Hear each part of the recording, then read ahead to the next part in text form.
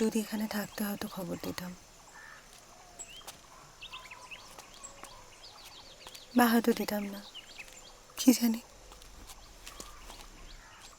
সব কিছু কেমন যেন উল্টে পাল্টে গেল, গন্ডগোল হয়ে গেল সব কিছু। আচ্ছা, আমরা আবার নতুন করে সব কিছু শুরু করতে পারি না মেঘা?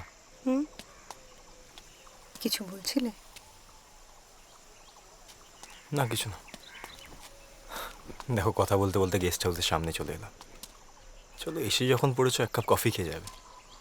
হ্যাঁ, সেদিন রাকা আর সেজুতির সঙ্গে ভালো করে আলাপ করা হলো না। চলো আজকে আলাপ করে নিই। এসো।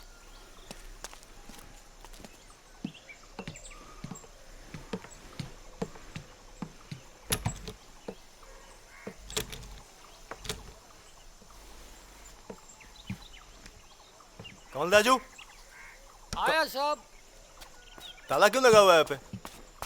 मेम साहब कहाँ है? राका दीदी और मेम साहब तो मेरी को निकल गया।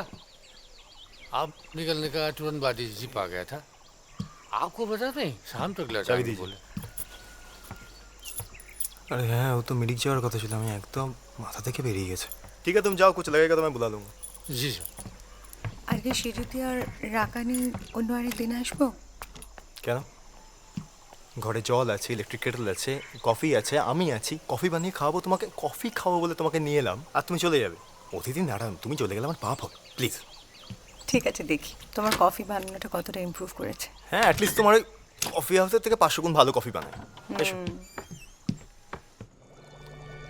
আমি আপনাকে অনেকটা জেনেছি মিসেস সেন, আর বাকিটা লজিক্যাল ডিডাকশন দিয়ে আপনার একটা চেহারা তৈরি করেছে। কাজে আপনি ঘরে ঢুকে কিভাবে রিয়্যাক্ট করবেন সেটা আমার অনেকটাই জানা। তবু আপনার মুখ থেকে একটু শুনতে চাই।